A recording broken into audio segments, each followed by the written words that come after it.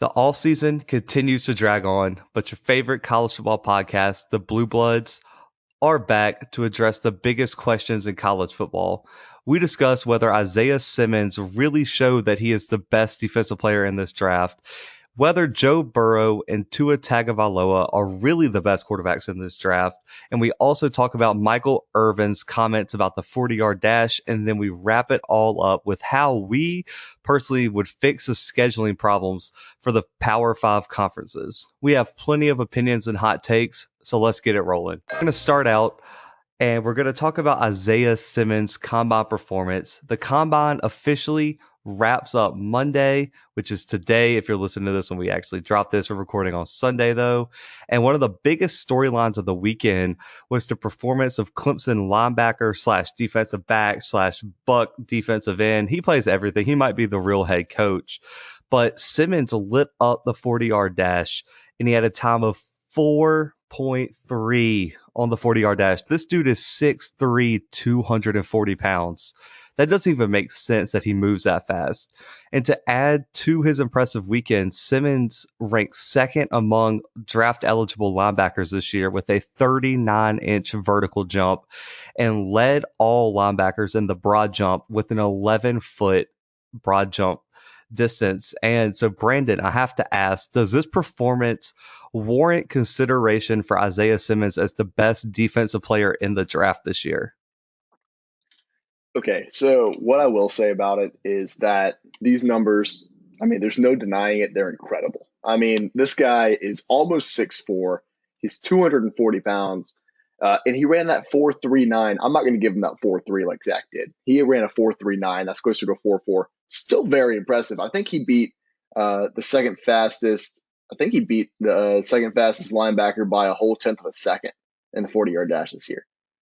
So, yeah, while I do think those numbers are impressive, I'm kind of the mindset that the NFL Combine isn't nearly as important as we like to act like it is.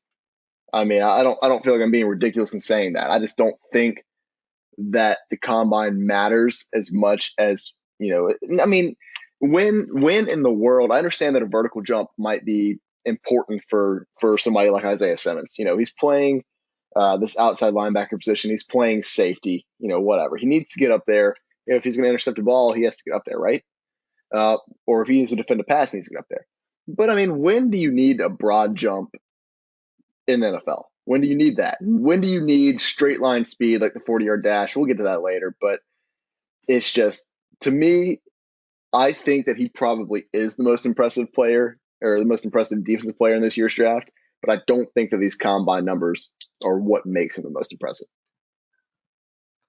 I understand that. I feel like this comes mostly because I think everyone in the country, outside of a few people, really are saying that Chase Young is the best player in the draft, and I don't think he is.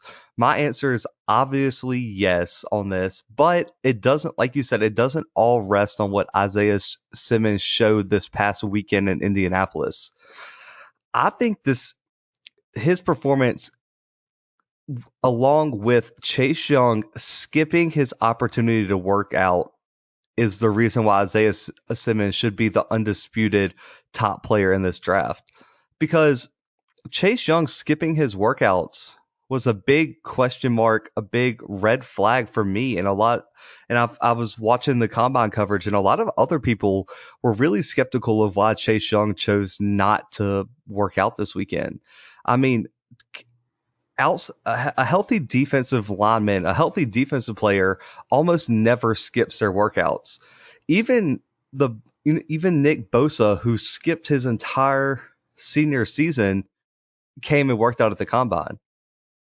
That really throws me off because, yes, sometimes quarterbacks don't throw. That's because that depends on a lot of stuff. Like, they're not comfortable with the wide receivers. They're not comfortable with this or that, or, they want to wait till their pro day so they can throw in a comfortable environment. And I understand that. But is there really, can anyone really put their finger on a reason why a defensive lineman wouldn't want to work out? Because, defensive lineman, if you don't run a fast 40, no one cares because no one's expecting you to run a 4.4. I mean, the Bosa twins both ran over 4.7s, I believe, and no one batted an eye. I mean, it doesn't look good. And then combat that with Chase Young had the tendency to disappear in the biggest games this season. I mean, Brandon, he had what, one tackle in the Clemson game? Yeah, I mean, he didn't look great at all. And I was going to bring that up next, so I'm glad that you already segued into it. Chase Young, I mean, I'm not going to act like he's not good. Everyone knows he's a great defensive end. I don't think he's the best player in this draft on the defensive side of the ball by any stretch of the imagination. I think that's Isaiah Simmons. I don't even think it's close. I mean, Chase Young, fantastic football player, but where was he during this Clemson game? That's an important factor. He was. If you watched any of this game, I mean, you almost forgot about Chase Young. If the announcers weren't talking about his absence every 10 seconds, you would have forgotten about him because he just wasn't. I mean, he wasn't putting any pressure on this offense. I mean, he wasn't putting any pressure on the edge, no pressure on Trevor Lawrence. I don't think he had any sacks, right? It's just like he wasn't. It's almost like he was one of the Heisman candidates. He was one of the best defensive players, one of the best players, period, all season. Then it comes around to this big game, or it goes around even like the Penn State game. He just kind of disappears. It just doesn't make sense to me. I mean, Yeah. if you're going to be the best defensive player in the nation, you have to show up when it matters. 1,000%. And the argument that he faced so many double teams and teams ran away from him, you don't think he's going to have that in the NFL? And I think the offensive Yeah. line play in the NFL is so much better than the average Big Ten offensive line. I mean, you get to beat up on teams like Rutgers. I mean, I guess he missed the Rutgers game, but you get the point. You get to beat up on teams like Illinois or whatever team you want to say. And a pass rusher is a great asset to have. I don't think anyone's arguing against that. But how is that becoming more valuable than a player that can play at all levels of the defense? I mean, Isaiah Simmons this year played linebacker, safety. He was a slot corner at sometimes. He played the edge rusher at the buck position. I mean, that to me is way more valuable than a guy who can sometimes bring a pass rush. I just don't see the effort. I mean, Isaiah Simmons didn't have a bad game that I saw all year. And I really think he is the best player in the draft overall. And that's a strong statement, but Oh I wow. got I got questions on a lot of these quarterbacks. I do. Every single Yeah. one of them has a big question mark. Isaiah Simmons is the surefire pick of the draft, and so I got two comparisons. So I think him being the best overall player is is kind of comparable to how Minka Fitzpatrick, in my opinion, was the best player in the 2000 was it 16 draft. He fell all the way to 10 because all these quarterbacks and offensive linemen were getting picked above him. But I think Minka Fitzpatrick was the most valuable player in that draft, and people just overlooked him. And I think he's shown that since he's went to the Steelers. I mean, people forget that the dude is a monster. He was hidden in Miami for a little while, but Well, it doesn't even matter if he was hidden in Miami. I mean, he was showing out in Miami. He was their best player, and it wasn't close. I mean, he was showing out in every single game, and that's why they traded him to Pittsburgh. I mean, they traded him there because he was really, I mean, he was the best asset. If you're going to rebuild, go ahead and get rid of all your assets, get these draft picks, and that's exactly what they did. So yeah, yeah, I and agree with you. I think that Isaiah Thomas, or sorry, Isaiah Thomas. I think that Isaiah Simmons definitely has that. I don't even know what to call it. That competitiveness of Minka Fitzpatrick, that athleticism of Minka Fitzpatrick within him. Um, and I think he has the potential to be even better just because he's so versatile. I mean, he doesn't only play this defensive back position. He switched to linebacker for his junior season this past year, and like you said, he played buck. He can play anywhere on that side of the football, and he's going to dominate. yeah, and I think his pro comparison. So this was funny. I'm not even going to. No one's going to believe the story except for the people who really know me and how much I pay attention to football. I had a pro comparison picked out for this player, and right before we were recording, I looked up what the NFL.com had as his pro comparison, and we had the same player.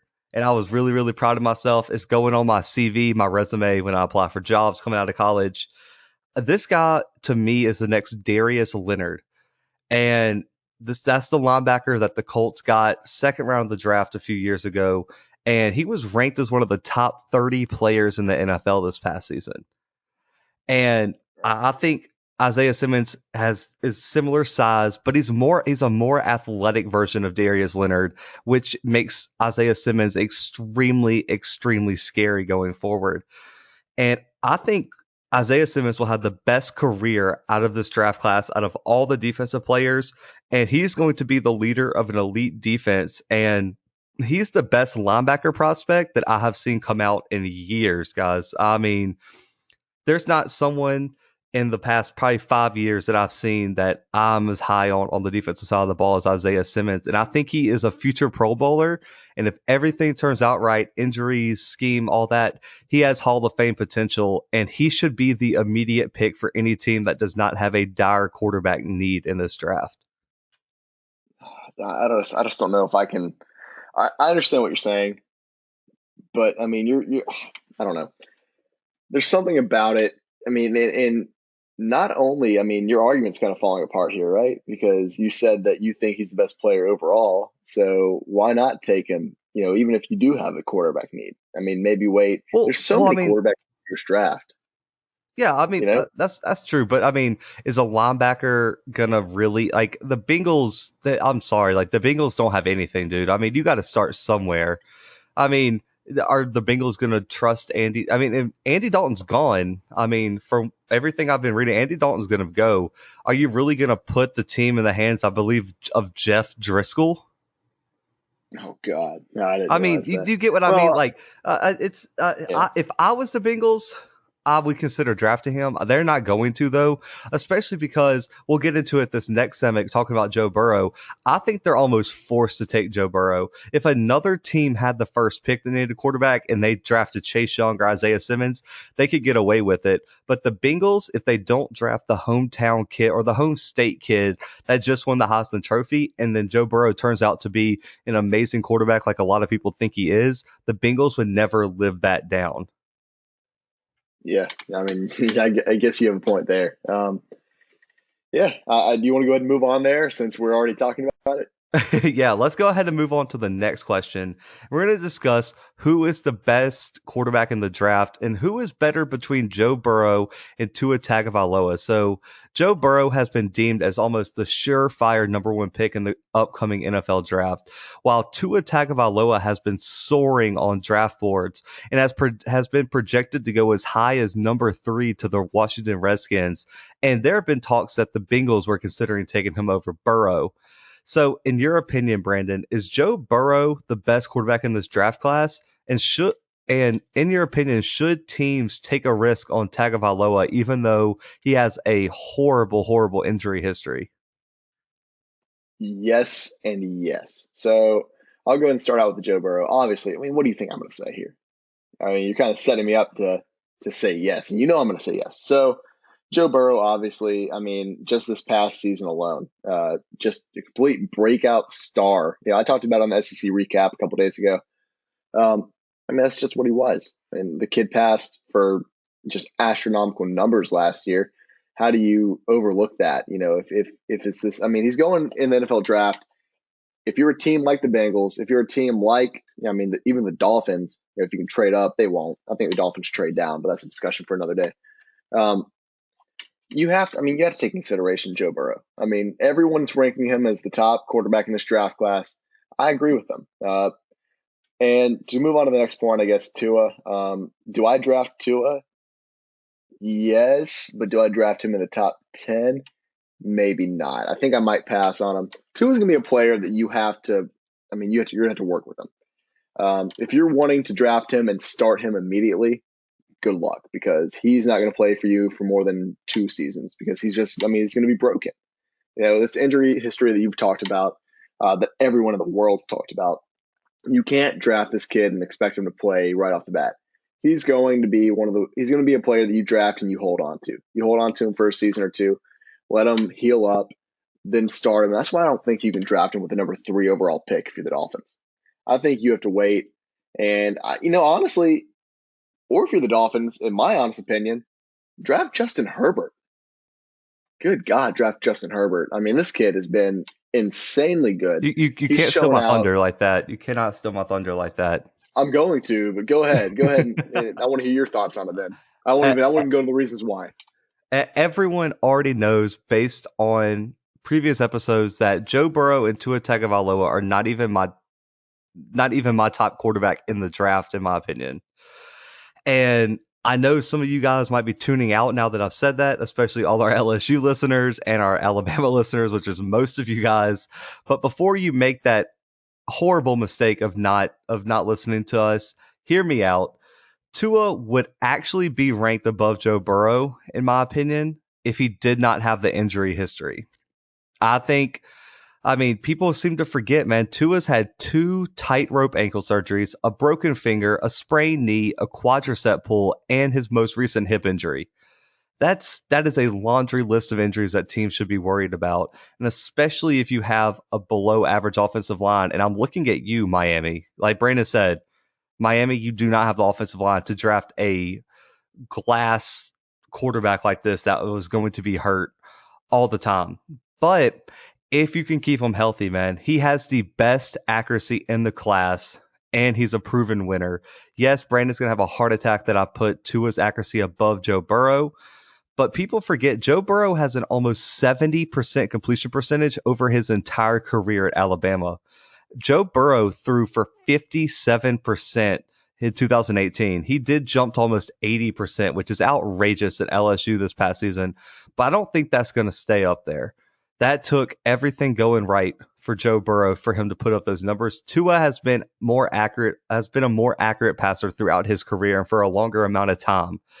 And I think the one big question mark on Tua is how mobile is he going to be coming off a hip surgery? I don't know if his mobility is going to be as high as some people think he's going to be after the surgery, but I think his accuracy will make up for it. And to move on to Joe Burrow and why I don't think he's above Justin Herbert, and it's because we can't ignore the past. Yes, he had one amazing season, but this is a kid who couldn't even beat out Dwayne Haskins at Ohio State. And do you guys know what Washington's doing with Haskins right now? What do you mean couldn't even beat out Dwayne Haskins at what? At He Ohio could State? at Ohio State. Yeah, he Dude, he couldn't. was incredible. Dwayne Haskins was incredible at Ohio State. I don't care what he's doing Okay, in the NFL. He's playing with the Redskins that's O fine. line. That's perfectly fine. Is it? And Doesn't sound fun. he's about to be benched for Tua, man. They are talking about just letting him go because he's been so bad. You wanted, and it's not even because of the offensive line. You have Dwayne Haskins taking selfies in the crowd instead of missing Oh, it's snaps. bad. It's No, it's terrible. so bad. But you can't tell me it's not night and day between his college career and his pro Oh, career. I mean, okay, yeah. So like he did have a one Okay, great season in point. college, but Joe Burrow to me looked like the overall better quarterback this past season than Dwayne Haskins. So I want to know what was happening behind the scenes. I really I do. mean, You Urban have. Meyer already talked about it. Go pull. As much as I don't want to plug him, I'm going to have to real quick. Colin Cowherd didn't know Joe Burrow played at Ohio State, first of all, so I'll go ahead and trash him before we even go anywhere else. But um, he had Urban Meyer on this past season to talk about Joe Burrow and to wonder why he didn't have the starting position. And Urban Meyer said that the reason is that they were just, I mean, they were neck and neck every single season going into the regular season. And Dwayne Haskins just beat him out. And I mean, if you watched Dwayne Haskins in college, you'd understand that. I mean, it's crazy to say that your backup quarterback is neck and neck with the starter, and he didn't transfer like before when he did. So I don't want to, it's ridiculous to say that he couldn't even beat out Dwayne Haskins. You're acting like he's Okay, a scrub, or he okay, was a scrub. I'm not saying he's a scrub. Okay, so this is gonna make everyone mad, but I'm not the only one that thinks this. I think Joe Burrow's real potential in the NFL is closer to his 2018 season than it is to this past season. I I do. I think his 2018 performance is more of what you're going to get rather than this past season. Because this past season, if he gets drafted to the Bengals, he's going to be without Joe Brady, which was a wizard with the offense at LSU.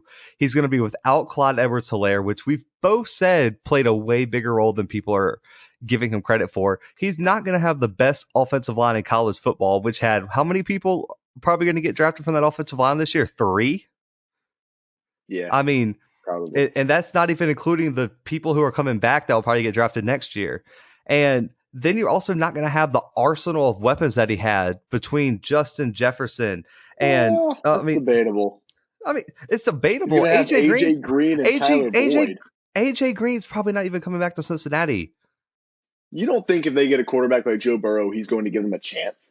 Okay, maybe, but also, I mean, Okay. AJ Green and the relationship with the Tyler Bengals front Boyd? office has Tyler Boyd's good, but I mean, I don't think he's going to be a Hall of Famer.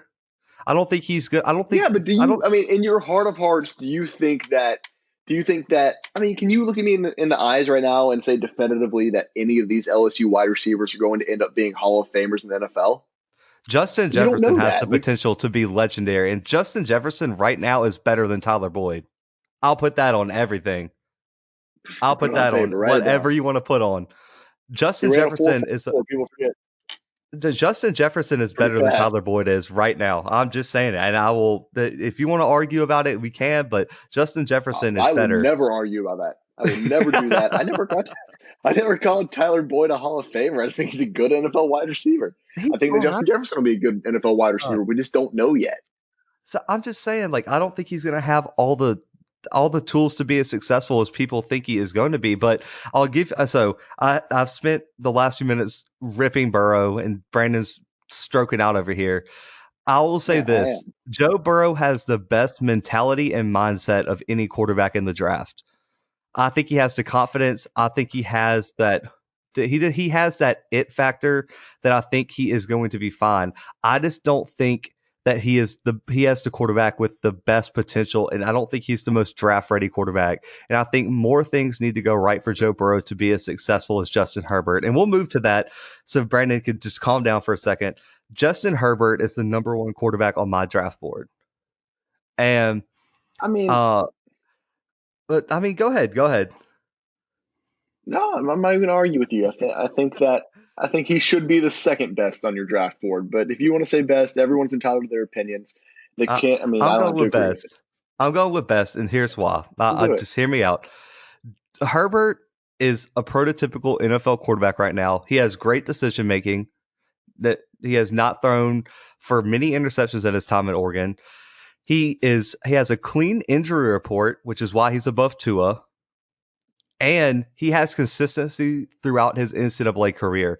So if you turn on Joe Burrow's 2018 film and compare it to the 2019 film, night and day difference. You're like, okay, well, which one is he going to give me? If you look at Jordan Love's film, if you turn on 2018 film to 2019 film, it's like, okay, well, which am I going to get? You look at Herbert's film from 18 and Herbert's film from 19, you're like, okay, I know exactly what I'm going to get with this kid. I'm going to get a guy who makes the right play consistently and is a winner. I mean, people say, well, he didn't win a national championship. Yeah, not many quarterbacks coming into the league do. Justin Herbert led Oregon to a Pac-12 championship and a Rose Bowl victory over a really, really, really strong Wisconsin team that Brandon was high on and thought they had the Heisman winner Jonathan Taylor on that team. I thought they did. I'm And not going to lie. But he also yeah, led them to a loss against Arizona State this past season. are you going to put that all on Justin Herbert? We both watched the Are you going to game. put We the know that wins was. all on Justin Herbert? I, I did say I I mean, was. this can go both I'm, ways. I'm just saying, like, I thought he made enough plays to be efficient in the system he was in. Because I mean, are we really saying that the Oregon system is comparable to LSU? Because I think if you put Justin Herbert on that LSU team, I think he puts up similar or better stats than Joe Burrow did this year. And Dude, you were I will just argue with all that. in with the hot takes, just the hottest takes of all time today. I'm just going to It's mute my not. mic. Go. Guys, Justin Herbert has put up over 3,000 yards his last 2 years and has a 64% completion percentage throughout 4 years at Oregon. Not Joe Burrow's 1 year of 70 something and a 50 something. J- Justin Herbert's been more consistent. Listen, here's another reason he'll be more successful. And Brandon, you can unmute your mic because you'll respond to this because you'll agree with this. The reason he'll be more successful than Tua and Burrow is because he's going to fall to a better situation as well, because that increases his chances of success. I'm looking at the Colts, one of the best offensive lines in the NFL. They got T.Y. Hilton, Marlon Mack, and they'll probably draft some weapons in this upcoming draft. And then you got the Chargers, pretty decent offensive line. And Brandon, how good weapons do the Chargers have? Keenan Allen's okay. Hunter Henry's whatever. I'm playing. Yeah, they're Hunter obviously Henry's great. Those are whatever. great targets. Yeah, but I'm really joking. good. And then Yes. and then what happens when the Buccaneers get rid of Jameis and get someone who's not throwing 30 interceptions in a year? I mean, the I don't know. Buccaneers, He also people threw 30 forget. touchdowns. That's pretty good. And he got LASIK. It, So there you go. But I mean, the Buccaneers got some studs. I mean, Mike Evans, people forget how good this kid is. I mean, and you give Justin Herbert, and they have a pretty decent offensive line. I mean, Jameis wasn't getting murdered out there. But I think Justin Herbert has the potential to be the best quarterback in this draft. He's shown more consistency throughout his career than Joe Burrow and Jordan Love have, which Jordan Love is probably my fourth quarterback. He's up there with these guys. I think he's a bigger hit or miss prospect. So like he could be the best quarterback or he's just going to be a complete bust. And we'll get into him in future episodes because we're coming out with different mock drafts and position rankings. So we'll talk about him later. But I think also the injury history puts him above Tua. So therefore, Justin Herbert's my number one quarterback going in here. And he didn't play in a real pass heavy offense like Burrow and Tua did. I mean, you forget Alabama changed their whole offense around Tua. And I think people forget how good Tua's weapons were. I mean, Henry Ruggs and Jerry Jeudy are both going first round this year. Next year, Devontae Smith and Waddle will both go first round next year as well.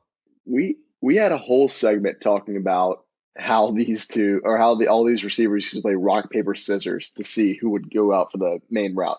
I mean, we know how good Exactly. his targets were. They were incredible. Absolutely amazing. And I think Terrence Marshall is underrated for LSU and how good he is as a wide receiver. I mean, people don't. And then you got Thaddeus Moss that's going to get drafted. I mean, both of these quarterbacks had more weapons than Justin Herbert. And I think, I mean, and Brandon knows how good Justin Herbert is. Brandon had him picked for the Heisman midway through the year, guys. So people are sleeping on Justin Herbert because Joe Burrow put up such an amazing year and Tua is just the fairy tale guy in the draft. And I can't wait. I think our next episode, we're going to talk about this. The Russell Wilson comparisons for Tua need to stop. That is disrespectful to Russell Wilson because he is not Tua Tagovailoa, and I think Justin Herbert is going to be a stud in the NFL, and so I'm going with him number one, regardless of how anyone else feels. Yeah. Okay. Well, you have your opinion. I have mine. Let's go ahead and continue. So we're going to move on to Michael Irvin's comments on the 40-yard dash, and man, did I love these comments more than anything in the world. So Michael Irvin was asked about the combine and what you could take away from some of the events like the 40-yard dash. Well, he went on to say that speed at the event was overrated because sub 4.3 speed is not what gets you to the Hall of Fame because you lose control over your route running ability and you lose the minute details that you need to have to run the entire route tree. In the past years, we've seen receivers such as John Ross with their 4.22 record-setting run, and Jacoby Ford with the 4.28 reach this mark, but they have been busts so far in the NFL. This year, Henry Ruggs set the combine on fire, running a sub 4.3 40 as well, and is projected to still be a first-round pick.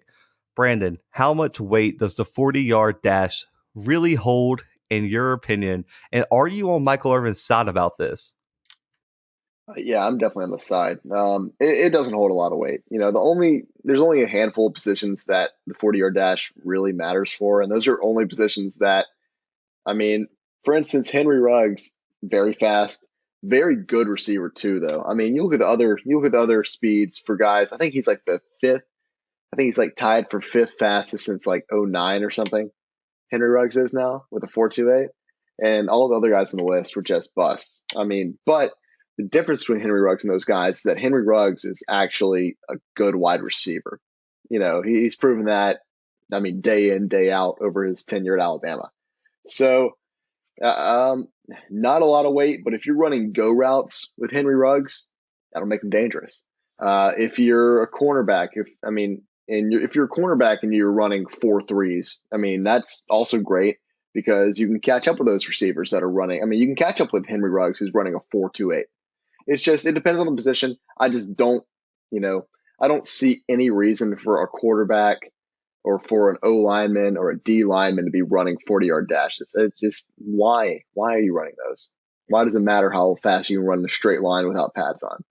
So I think Michael Irvin was more talking about wide receivers. I think everyone agrees with you on offensive linemen, defensive linemen, stuff like that.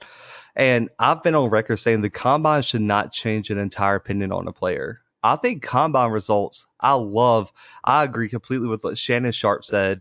He said combine results should support the film you watch on a player. So if a player looks fast on the film, he should run a really really good 40 time. But if he looks fast on the field and then runs a bad 40 time, then you should get some concerns about that player. And Michael Irvin and Shannon Sharp talked about this and pointed out and said that no one in the Hall of Fame ran a sub 4.3 40-yard dash, but that is not true. And I get the point they were trying to make. Brandon, without looking it up, what wide receiver ran a sub 4.3 and is in the Hall of Fame? Oh, dude, I have no idea. Randy Moss. Randy Moss. Okay. He ran a Oh 4.25 at the combine, and God. yeah, and and that's why Randy Moss, guys, is like probably the third greatest wide receiver of all time. But Brandon, you put me on the spot with when we talked about combine hands. I'm gonna name a 40 time, and you're gonna tell me what great receiver had that time to kind of Okay. exemplify what Michael Irvin was talking about. So we'll start with a 4.71. 4-7 we're talking about receivers here. Only receivers. We're talking about receivers. Oh, I have no idea. 4.71. Jerry Rice. Really? The greatest. You know who The else had a greatest. 4.71? And I don't Who know else had a why I know 4.71? this. Aaron Rodgers. I don't know why I know that, but he God, ran a 4.71 as well, right? guys. So this just exemplifies the point Michael Irvin was trying to make. Jerry Rice was voted, I believe, the second greatest player in NFL history, and he ran a 4.7. And so we'll keep this going. I got a few more for you, man. 4.52. Okay. Without looking it up, I know you're Four, on your five, computer because we're recording, but yeah, but I mean, I'm not gonna. That'd be lame for me to look. Are you kidding me? No, I have no idea. Let's see. Would that be like To, no, like Michael Terrell Irvin Owens? himself. Okay. Oh, good. Michael Irvin Fine. himself ran a 4.52. So Terrell Owens was my next one. What do you think he ran, Brandon? I don't know. I mean, it sounds to me like he probably ran like a 4.49. A 4.45. Close enough. I'll take it. You were on the Okay. dot on this one. All these guys are Hall of Fame receivers, probably top five of all time. And just to further exemplify, I have two of the best wide receivers in the league right now. So these are current wide receivers. So this will probably be easier for you. Who Okay. out of these are two, in my opinion, the two best receivers in the NFL right now? Who ran the 4.57 in the NFL Combine? I'm just going based off of best receivers in the NFL right now. I'm going to say Michael Thomas. Michael Thomas, a 4.57. Really? I'm And right? yes, it was Michael Thomas. That's who it is. He, in my opinion, I think Okay. he's the best wide Sick. receiver in the NFL right now. And then my second best wide receiver ran a 4.39. Pretty good. I mean, that's Um, pretty damn yeah, fast. that's really Like it's not that's sub really 4.3, fast but that's actually. flying. That's That's flying. what Isaiah Simmons ran. Yeah. So I have no idea. And just no idea. I'm sorry. Julio Jones. Okay. Okay, that's pretty Julio fast. Jones ran a 4.39. Julio Jones is pretty big. Probably the one receiver that breaks this thing might be Hall of Fame is Tyreek Hill. He ran a 4.2, I think it was 7. But Tyreek Yeah. Hill, not really known for his route running. And he's just known for catching balls 57 yards downfield because Patrick Mahomes threw it sideways and no one's around him because he's so fast. But, I think I think I understand where this narrative's coming from. Um, I think if you look at teams like the Bengals, who selected John Ross way too high a few years ago, and then you had the Raiders draft Darius Hayward Bay like seventh out of nowhere, and everyone was like, their film doesn't suggest that they should go top 15, top 10, and so these teams are reaching just based off of their speed in the combine, and just because a player's fast does not mean they are elite, but speed does help. I mean, Julio Jones being 6'4", you don't think it helps that he runs a 4.3? I think that's Oh, it pretty. definitely helps. That yeah, definitely helps. And I mean, is there real? So let me be honest with you guys. I mean, I'm not a 4.3 guy. I'll tell y'all that right now. You'll probably know this, but is there really a difference between a wide receiver that runs a 4.3 and a 4.5? I mean, like real. Are we getting down to the millis? I mean, come on. Right. The like tenths of a second. Is that what? Well, Is tenths of a that second, really? that's pretty big. I mean, Yeah, maybe in NASCAR, but but like not the. I NASCAR. mean, on a route, like if you're a tenth of a second faster, I mean, and some of these cornerbacks are right there with you. So like, yeah, that tenth of a second might matter, but if you're good at running routes, you can make up that tenth of a second. I mean, Jerry Rice at 4.7, but he ran the best routes of all time. And plus, when you're Randy Moss and you're bigger than everybody, I mean, that's almost unfair that you can run a 4.25. Yeah, that's true. It's not right. But I mean, Michael Irvin is correct about this point. But here's where I think the 40-yard dash does matter. It offers important information depending on the needs of the individual team. So if you need a deep threat that will take the tops off the defense, so your underneath routes will be open and your good route runners will be open, why not take a chance on a Tyreek Hill that runs a 4.2? Because that's all you need him to do. You don't need him to be able to run a dig or a fade or like all this kind of stuff that, takes some skill, or just you don't need him to run the whole route tree. You're going to have him run fly routes or go routes or whatever, or deep posts. Like anybody can run those, but it depends on what type of receiver you're looking at. If you need a possession receiver, then yeah, maybe don't put as much stock in the 40-yard dash. But this idea that each of these things should be the end all be all is just not the correct thing. So as much as Michael Irvin is correct to a point, I think he missed the point of some teams making a bigger deal about it than others. And like you said, you never know, man. I mean, that we've seen players that just test out the roof that the film just doesn't support.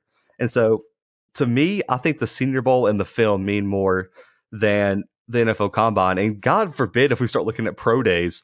I mean, pro days are pretty much rigged to make everybody look good. If a player looks bad at a pro day, just take them off your board. Like if they can't perform well in their home environment with all the players they know, good, man. Like what are you expecting? Right, right. I mean, I don't know. That's just my opinion, but I get what Michael Irvin is saying. I mean, it's you have so much variability, and I don't think anyone expected Jerry Rice to run very fast coming out of what was it, Mississippi Valley State. Right. No, you're Is the right. school he came out of. I mean, and really, I love doing this segment because I did not know Randy Moss ran a 4.2 because I about threw up at my desk. I was like, they gave that dude a 4.2. I was like, man, that is unfair. Like they gave it to him.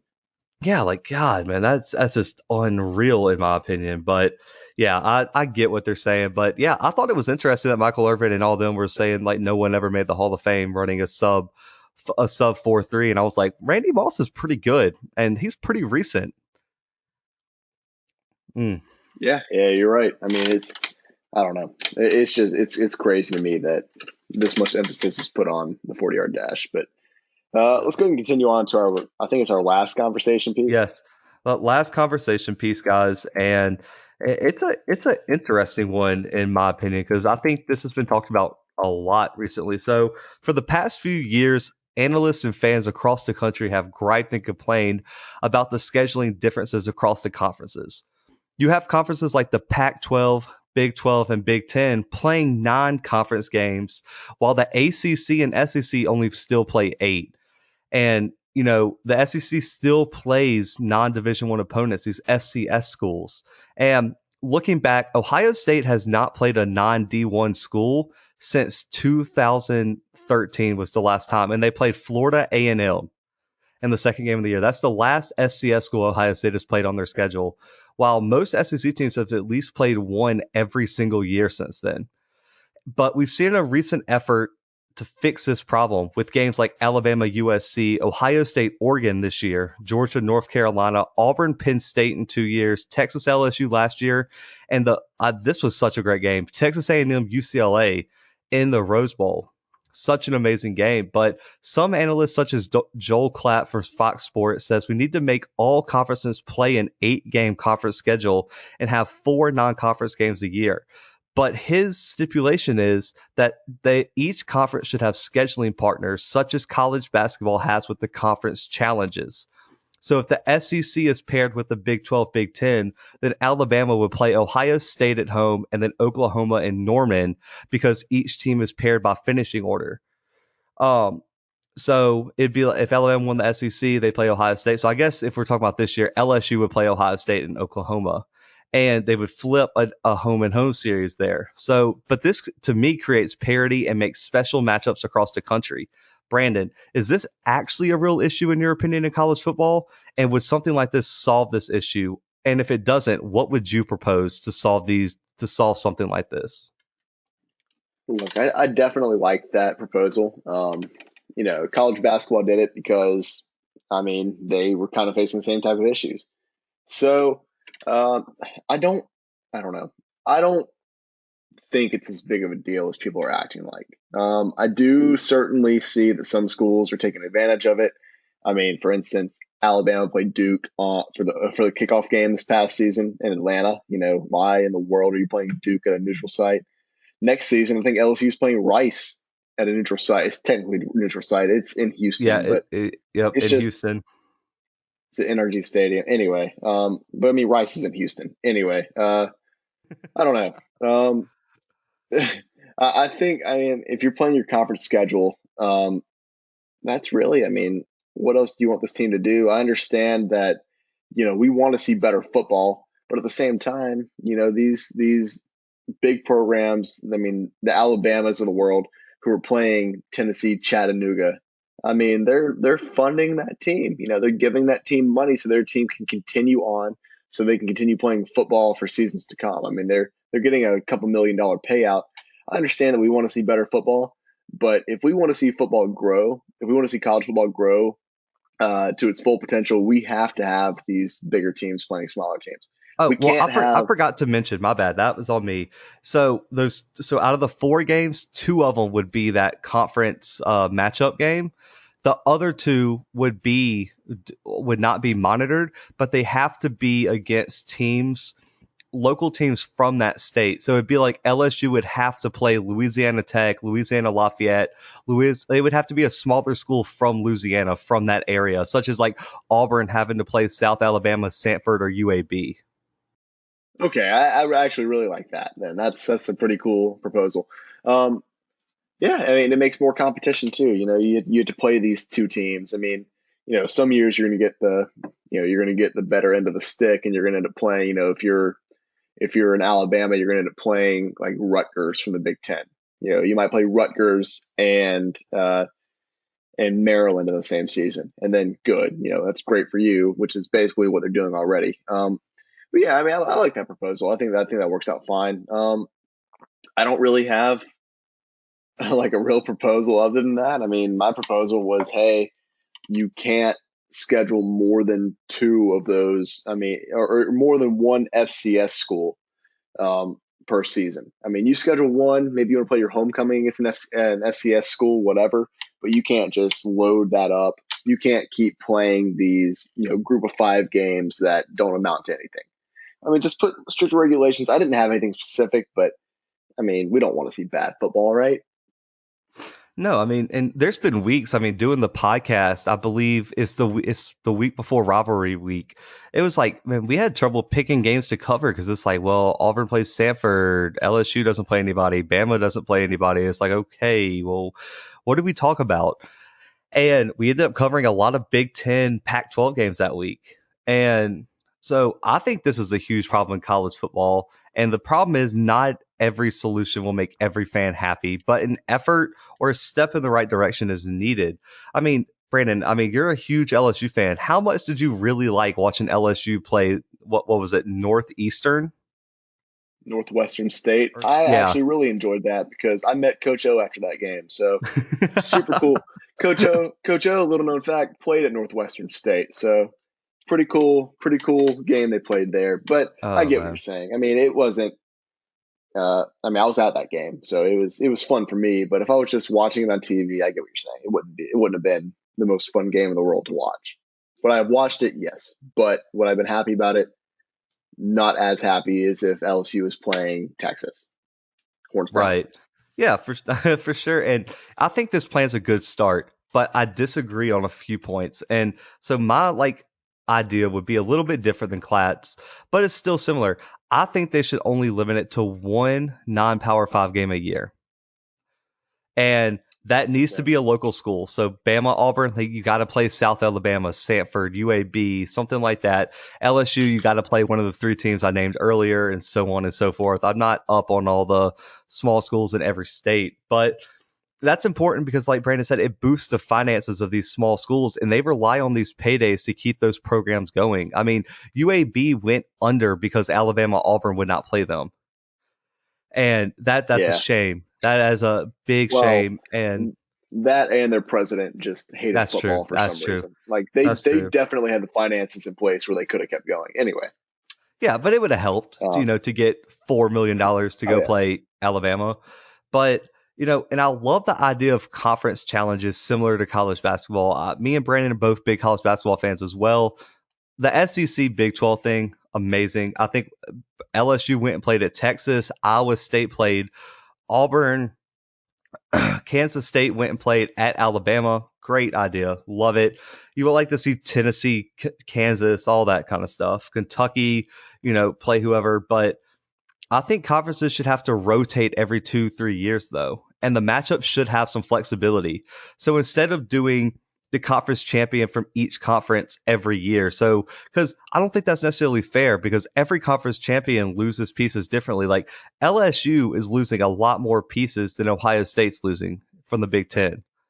And so I don't think that's one versus one as a lot of people think. I think it should be more based off preseason predictions. And you can combine a little bit of the previous season predictions, but Alabama is being picked a lot to win the SEC this next year. Who wouldn't love to see an Alabama versus Ohio State matchup in Columbus or Tuscaloosa?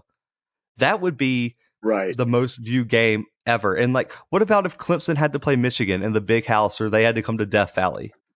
How big of a game would that Yeah. be? And you could stagger these games where there's a few each week because you would have so many of them. And I think this would actually help if you brought the AAC up to a power, let's say 6. You would have the flexibility to match conferences up across the board. I mean, the AAC can compete with these. If you matched up the AAC with the Pac-12, the AAC might win that challenge. I'm Yeah. I'm just saying, Memphis, Cincinnati, SMU, Tulane, they would have a chance to beat some of those teams, and especially if you had to come across country. And I'm not saying that would be the matchup. I'm just saying I would have faith in the AAC to compete. But this would also create more exciting games weekly if you staggered them, like I said, and this would create such a competitive recruiting landscape. I mean, how often do recruits in Michigan get to see LSU play in their home state? Yeah, Never. you're right. Like, No, hardly. I mean, hardly ever. I mean, could you imagine the recruiting for these schools? I mean, we talk about these Pac-12 schools, like, oh, they can't recruit. Oh, well, they don't get the national spotlight. I mean, imagine if Oregon had. How many recruits do you think came and saw Oregon play Auburn in Texas? They were probably a Uh, good number. a good number. And what happens if Oregon has to come down and play in Gainesville in the swamp? How many recruits out of the state of Florida do you think would be like, well, I need to start looking at Oregon. Look at those uniforms. I get to meet Coach so and so. Like, look at the culture. Look at the game. Like, it would create such a recruiting overhaul. And I think you see more big recruits go to different places. And I think this is the biggest thing. I think, Brandon, you're going to like this. No one talks about this. This will help the playoff selection committee tremendously. Yeah. So it will create more opportunities to compare across common opponents, which is the biggest criteria. So you saw Ohio State play Alabama. So now you can compare Ohio State to Auburn, to LSU, to Florida, to Georgia. And even the smaller teams. Well, if Alabama, let's just say for some reason Maryland got really good, Alabama had to play Maryland. Well, Ohio State's got to play Maryland eventually.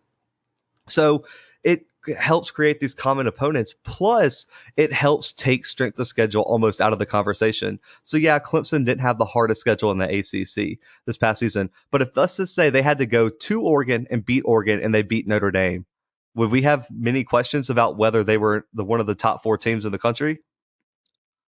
I wouldn't. Yeah, I get what you're saying. I No. mean, and I think it would restore competitive balance and create more monies and opportunities for all the schools. I mean, the ACC network, how much more viewership and subscriptions would the ACC network get if you had Clemson play in Oregon one night on the ACC network? Yeah. That would it I would mean, just be be outrageous. insane. The TV deals would go up because more people would watch. I mean, yes, Auburn fans will watch Auburn play Sanford. Sanford fans would watch the same thing. But is there just a normal fan tuning in for LSU Northwestern State? No, no, Probably no. I not. mean, I don't even know that's on TV. Yeah. Yeah, exactly. So it would create a culture where there'd be more money going around. More recruits would see everything. It would make college football the greatest sport in the country, which it probably already is. It's the most exciting sport in my opinion in the country. And I think college football, the NCAA needs to jump on this ASAP and fix a broken system. They came out this week with a bunch of changes, like players can wear number 0. No one cares about that. Nobody cares. I Well, kind of why don't care about that. I like that. I mean, I like it. I mean, I think it's stupid to ban numbers in the first place, but um this is a more pressing issue that will solve a lot more issues in college football than what numbers players can wear. So I think this needs to be talked about this all season, next all season, and I think more people like us talking about it and getting it out to listeners like you guys to talk about, I think it will create a need and a want for the NCAA to address this issue sooner and sooner. Yeah, we're doing a real service out here with this podcast. So, um, anyway, let's. We are. I guess that's really it, huh? Yeah, that is a wrap. So we'll be back later this week. Combine wraps up today. So we held off on a lot of the combine talk that we have. We have a lot more questions to address. I mean, I know coming up later this week, we're going to talk who is really the best wide receiver in the country, Jerry Jeudy or CD Lamb. I cannot wait for that one. Or Justin Jefferson, because I know Brandon's a homer and we know how he operates. But You didn't even have to say that. But guys, that is a wrap on the episode. We appreciate you guys listening. Keep subscribing. Go rate the podcast on Apple Podcasts, 5 stars preferably. Tell your friends, tell your coworkers, tell your cousins you don't like, the cousins you do like. Tell your grandparents just to play us in the background while they cook you guys food, whatever y'all prefer to do. Follow us on social media at the underscore Bluebloods on Instagram, at the Bluebloods pod on Facebook, at the underscore Bluebloods on Twitter, dark Twitter only. We got some stuff in the work that will drop pretty soon. But we're coming out with a lot of draft stuff. So look for mock drafts, positional rankings, everything exclusively from the Blue Bloods. But until then, guys, we out.